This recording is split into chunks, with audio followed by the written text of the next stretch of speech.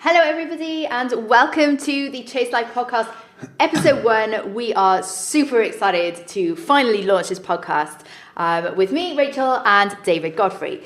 So when we were thinking about the first episode for a podcast, something that has been in the works and in the making for such a long time, what on earth do you start with? And I think one of the overriding factors certainly in my career as 15 years as a trainer and working in the fitness industry, one of the biggest things that I see people making the mistake around, particularly around a body transformation, is focusing all of their efforts exclusively just on diet and exercise.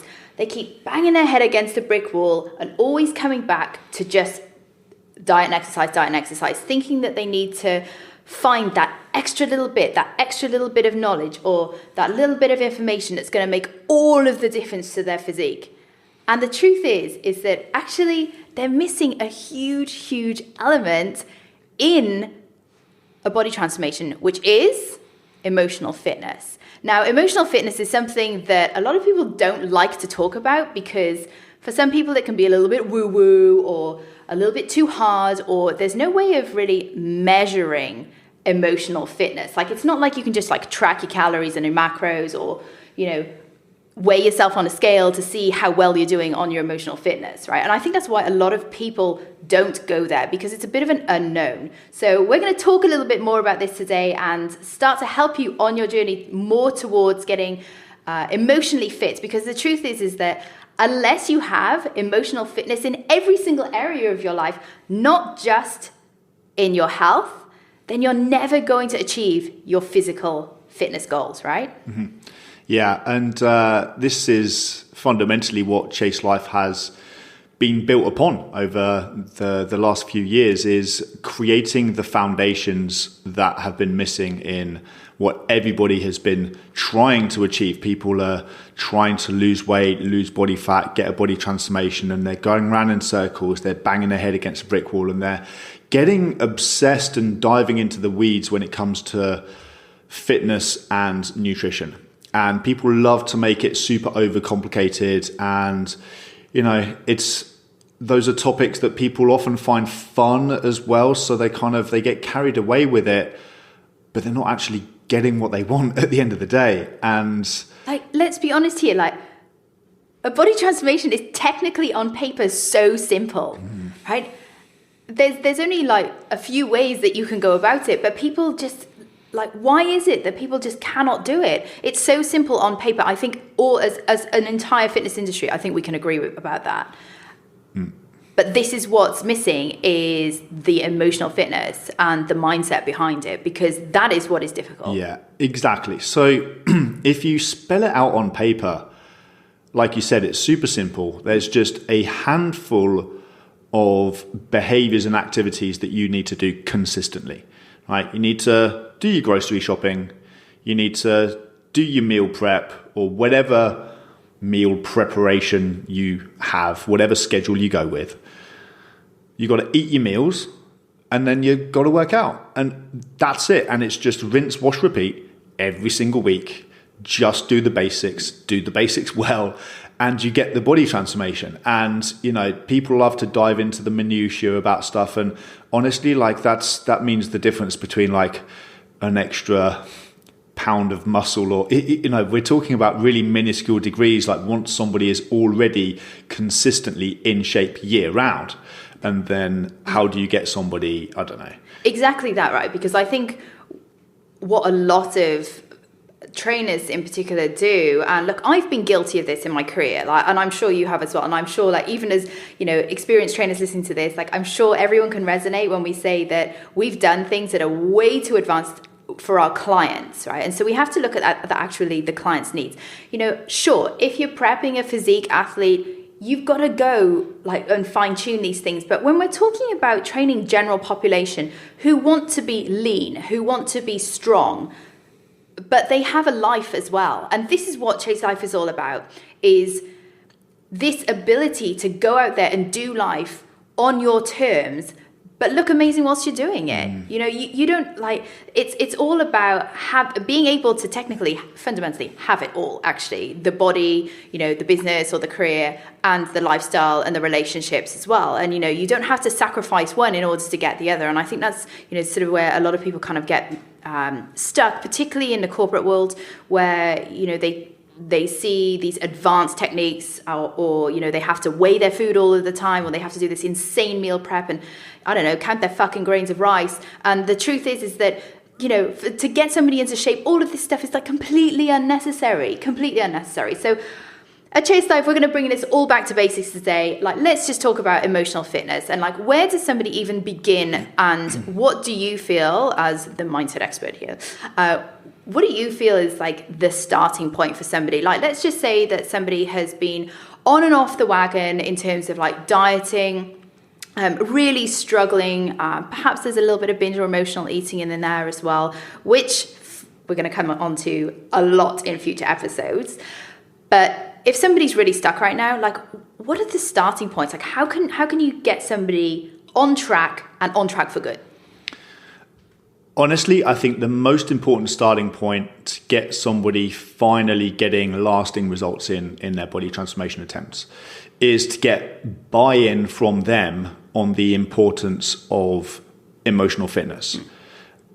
People very frequently still are just obsessed over, yeah, but I just need the best diet. Yeah, but I need the best training plan. And then when I've got a better system, when I'm more organized, when I've got, you know, whoever the latest person they're following on Instagram, when I've got their secret methods, then I'm finally going to be able to get in shape and stay in shape. And we have to get buy-in from them to understand that emotional fitness is where it's at, and that is the number one core reason why they are not getting results.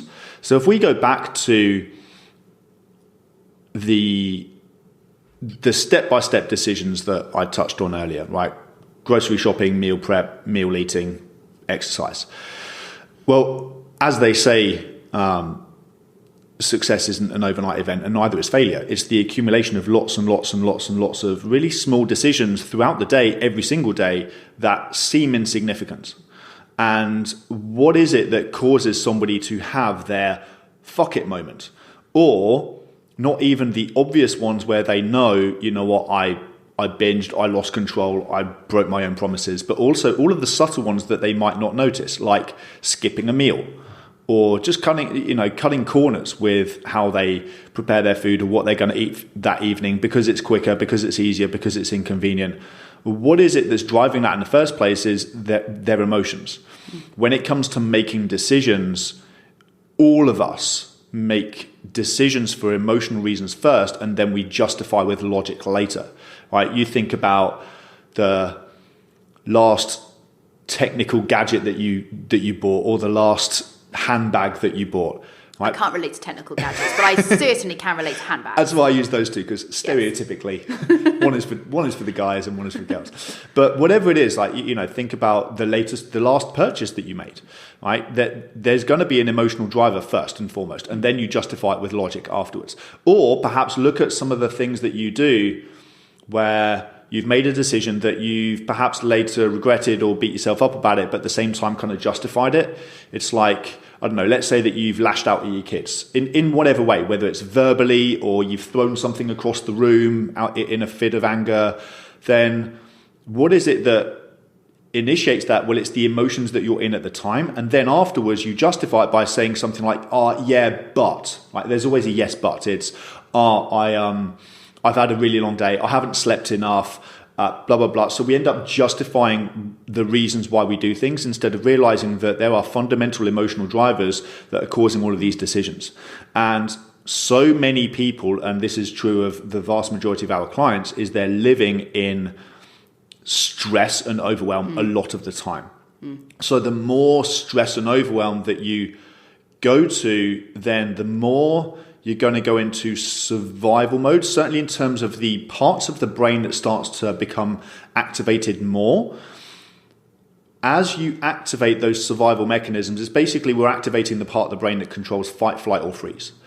And as we start to activate that more and more, we slowly shut off access to the what we in the West at least consider to be the intelligent part of the brain, the conscious brain, known as the cortex for those familiar with that. Not that you need to know that, but that's the part of the brain that you use for intellectual thoughts, logic, analyzing, rationalizing, creative problem solving, and so on. So for an example, it would be the intelligent part of the brain, correct me if I'm wrong here, but it would be the intelligent part of the brain that would tell you that now is a good time to do your meal prep, and this is the kind of meal that you should be eating, right? Yeah, okay. Exactly. But if you're stressed. Exactly. Being able to make just emotion-free, logical decisions based on your highest values. Right, so that you just consistently do the things that you said you were going to do. The ability to make that kind of decision, but also the ability to overcome all manner of uncertainty and challenges that life is going to throw at us on a daily basis. Our ability to do that depends on us tapping into the resourceful side of us and being able to use that part of the brain. Well, the more you go into survival mode, the more you cut off access to that. Right, because in survival terms, it makes sense for us to switch off any analytical thinking, because that type of thinking is quite slow. In a survival situation, it makes sense to just eliminate that altogether and just run before you even know what you're doing. So when you say that, do you mean like, some of our clients say, I just don't know what happened, like this something like part of me just took over and I don't know what happened.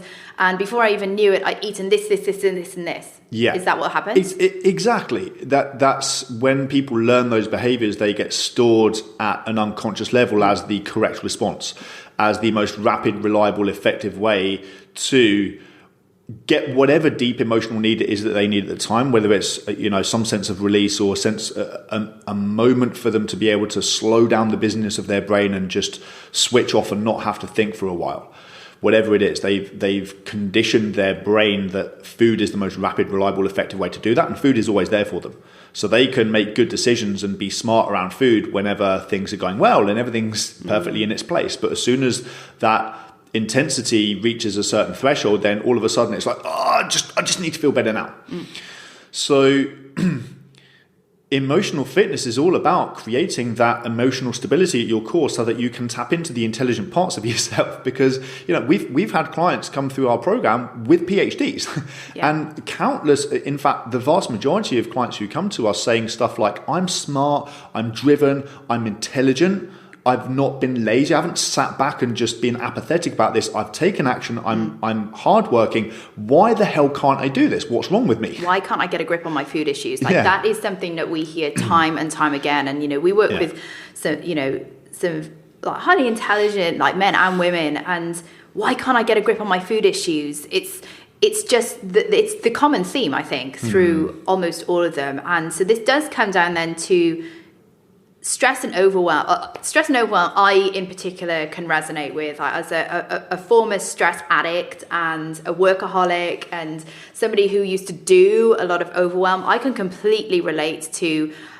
feeling stupid and actually doing stupid things, like not being able to, in inverted commas, tap into that intelligent part of my brain. And they say that stress makes you stupid. Well, there you go. Like now we know why, right? Yeah. And so with emotional fitness, being able, and this is what when I was talking about this in the beginning, being able to be emotionally fit in every area of your life. This doesn't just come down to focusing on training and nutrition. And it's about how you show up in your relationships. It's about how you show up when you're by yourself, and you've got a fridge full of food and you've got nothing to do that night. Like, how are you going to show up in that particular moment? Yeah, and the way that I like to think about it is it's even kind of deeper than that, in the sense of the core reason why people can't stick to a body transformation are the same core reasons that then leak out in other areas of their life, their relationships, their career, their business,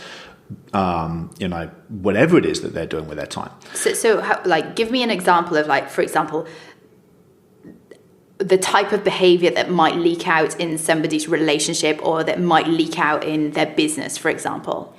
So if we go to kind of the core issues first, and then it's often easier and clearer to be able to see kind of how that pops out. But in addition to struggling with inconsistency with their diet or with their training plan, being on and off the wagon, most people are also struggling with things like not feeling good enough, perfectionism, overthinking, overanalyzing, people pleasing, or perhaps the opposite end of the spectrum to people pleasing, which is constantly having something to prove, having a really fragile ego, feeling like they're just constantly under threat from every single angle. Stress, overwhelm, all of these issues that fundamentally at their core level are creating internal conflict. It feels like they're being torn apart. It feels like part of them wants one thing, part of them wants another thing.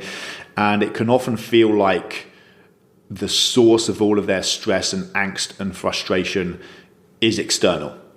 And it's so easy for people to blame the externals. It's so easy for them to say, my job is making me stressed, or the marketplace, or my colleagues, my boss, my kids. It's not my fault. It's just all of these demands and pressures that I have in life. And I'm not negating any of that. I'm not diminishing any of that. Some people do have a lot on their plate. You being one of them right now. You've got a business to run. You've got 2 kids, and you're, currently with our youngest, who is, what's she now, 12 weeks? 12 weeks. 12 weeks. And sleeping really badly. And barely sleeping at all. So you're getting 3 hours of sleep a night. Yeah. And so I'm not negating that it is, it's tough to be in situations like that. But what ends up happening is people then end up abdicating how they feel and the stress that they feel to all of the externals, instead of realizing that it's their relationship with life or with themselves fundamentally that is driving all of that.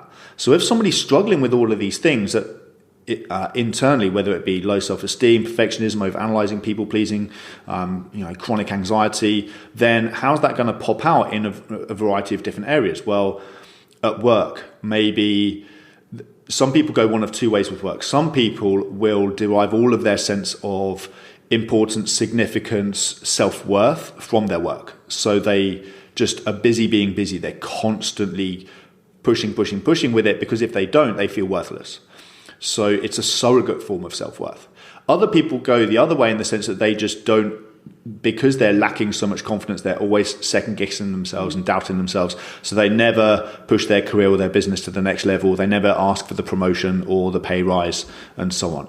It shows up in dating, right? Or in relationships, people fundamentally showing up as who they think they should be in order to avoid rejection or in order to get people to like them, instead of showing up as their true self, which is very stressful, right? Because then you're in relationships or in any relationship, whether it's just socially, and you're second guessing everything that you're thinking, everything that you're saying. What are people thinking of me? And did I say the right thing? And what should I say next? Instead of just being free to just be. Because even if you do show up as a person who you think you should be, and you're in, for example, a relationship, you're then probably also thinking in the back of your mind, well, oh shit, but they may not even like the real me. Exactly. So now I'm living with imposter syndrome. I have to show up as this person who I'm not. And that causes such a huge amount of internal stress. Yeah. And so because people are battling all of these internal struggles, internal conflicts and emotional kind of back and forth, and it's almost like their emotions are constantly being pushed and pulled around by life and circumstance and by other people. So as a consequence, obviously, when it comes to the world of fitness, nutrition and exercise, then that's going to take a hit too. And it's so easy to justify because both the benefits and the punishments are so far in the future. Right, in the sense of, well, how long does it take to get a body transformation? It takes a prolonged period of time. Equally, how long does it take for poor choices in nutrition or exercise to catch up with you? Again, it takes a long time, right? You just slowly kind of, gain the weight and so on. So it's so easy to say, just this once, or you know what, today's a write-off, and to fundamentally start violating your own values. Why? Because in that moment, what seems like the biggest, most important emotional need, escaping the debilitating emotional pain of feeling totally overwhelmed or not feeling good enough or feeling like life's against you, or making a healthy choice with a meal that night. Right? It just pales in significance in terms of how you feel emotionally in that moment. So of course people go, it's a bad day, I'll start again tomorrow, I'll start again. And why? Because fundamentally at their core, it's this whole conversation about emotional fitness. It's like having, we talk about sometimes the marble jar, which I'm sure we'll talk about another time. But if we use the marble jar as in like the marble jar of emotions, say, and like just to say for, argument's sake, this is like the marble jar of like frustrating emotions I don't want to say bad emotions because there's, but emotions that are perhaps unwanted in a particular period of time. And you start the day and the jar is empty. And you may allow, for example, your kids are making you run late and you're getting frustrated with them. Okay, great. There's a big fat marble in that jar. You get to work and you've spilt your coffee down your white shirt that's just been freshly pressed from the night before. Okay, that's a really big fat marble in a marble jar. Then you realize that you've left your purse at home, you've left your wallet at home, and you've got something big to pay. Okay, that's another marble in a marble jar, and so on and so on and so forth. And you get to the end of the day. The marble jar is literally, there's no way you can get the lid on it. It's almost full. And it can be something so small, like, the straw that breaks the camel's back, so to speak, or something that just makes the marble jar smash.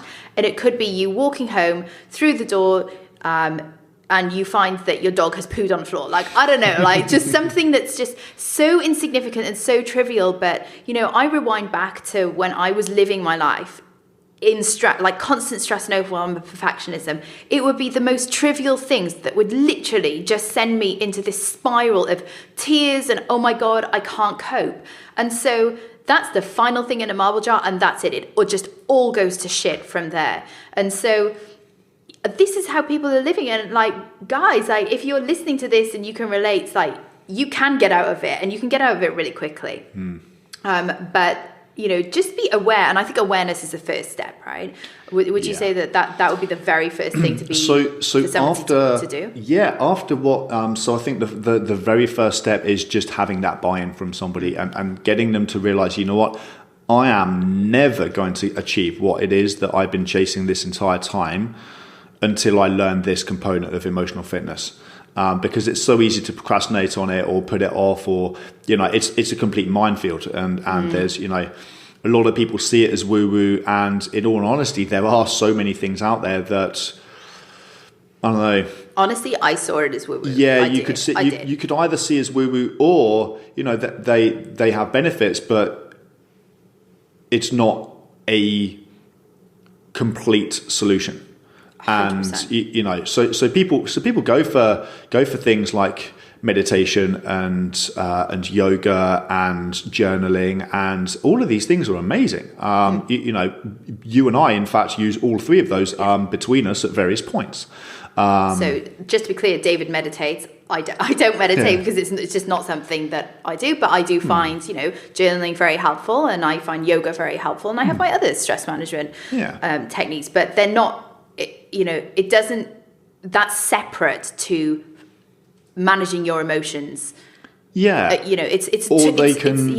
That they can contribute to. They can somewhat help. Yeah, and I don't meditate on a regular basis. No. I've had periods where I've meditated twice a day, every day. It's been years and years since I've done that. It's a tool that can teach certain skills, I guess, that then can translate into other areas of life, but fundamentally on its own, it's not enough. And for our listeners, I'm sure, who have tried that, they will probably either have the experience of, I can't switch my brain off. This is what I had. So I actually had a Buddhist monk teach me how to meditate. Now look, the monk was fabulous and all, but I was still stressed. Yeah. And, for those of you who don't know my story, I'm sure I'll talk about this in detail another time, but I also, in my quest for completion, I always felt like something was missing. I think that was the pattern that was always coming up for me. I was always searching for something. I felt like something was missing. So in my quest to fulfill myself in my 20s, I went to see a shaman. And I think the final straw for me with the shaman was I went to see him a couple of times, some interesting stuff came up, and the final straw for me was he was banging a drum around my head, asking me what my spirit animal guide was. And I think it was at that point that the whole reptile brain in me just leaped out and went, what the hell? This is way too woo-woo for me. And actually, still to this day, I think, certainly a good 10, 12 years later, I still don't know what my spirit animal guide was or is. Yeah. It could change on a day-to-day basis. Yeah. So look, every single approach has its place. For sure. But yeah, and so these are the reasons why I think people see it as just this monumental minefield. And where do I begin? And I've tried that, and that didn't work for me. And I've tried that, and that didn't work for me. And so I think to help people get clarity, like you said, the very first step is getting buy-in that you have to address this, no matter what, because at the end of the day, you're never going to get the results that you're after until you actually address and master this area of your life. And the way that we teach it is it's training. Just like you've got training for your body, this is like training for your mind. It's just an area that you just don't know anything about. So of course it's all brand new and it can all seem complicated. But once you start learning the fundamentals, it's simple. That doesn't mean it's easy. Certainly early days, it requires a proper level of commitment and going all in. But it can be fast, right? Like we've had some clients who, let's just talk specifically about binge and emotional eating. Obviously, that's where we're experts in that field. But, binge and emotional eating, we've had some clients come in, within the second week, they fix their problems. Yeah. And obviously some take longer than that. Yeah. But, that's not uncommon. Yeah, exactly. We have had many clients come to us who have been in therapy for years, who have tried all manner of things, whether it be talking therapies or NLP, hypnotherapy, life coaching and so forth, who have overcome their issues very quickly with us within a matter of weeks. And so you're right, it can be fast, and I believe it should be fast when it's done right. When you have the correct method, good quality coaching, and when somebody goes all in to fixing the problem and they take complete ownership. So we need to make sure that somebody is going to be fully committed, they're going to be coachable, they're going to take complete ownership, because at the end of the day, nobody else can fix you for you. If you're looking for a savior, then... Mate, that's certainly not us. sometimes I use the phrase, I'm your coach, I'm not your savior. Yeah. And, but at the same time, like, we definitely hold our clients' hands throughout the process, because it inevitably, whatever you do, it is sometimes frightening and it is sometimes scary, and sometimes our clients start with us and they're terrified, but they're prepared to feel the fear and do it anyway. And I think that's the biggest thing, is feel the fear and do it anyway. And we're going to hold your hand every single step of the way. And so look, if you want some help in this area and you're looking to take action right now to overcome anything from binge and emotional eating, low self-worth, low confidence, stress and overwhelm, then you can book to speak with us today. All you need to do is go to chaselifeintensive.com/call. And if you want to get in touch with us, or you have a question for the podcast, because we're going to be doing some Q&As on these podcasts too, then please send your questions to podcast@chaselifeconsulting.com. That's podcast@chaselifeconsulting.com, and I'm sure that'll be in the show notes as well. So don't forget to subscribe, and of course tell your friends, and make sure you drop us a 5-star rating. So until next time, remember, chase life, and remember to always play beyond the rules.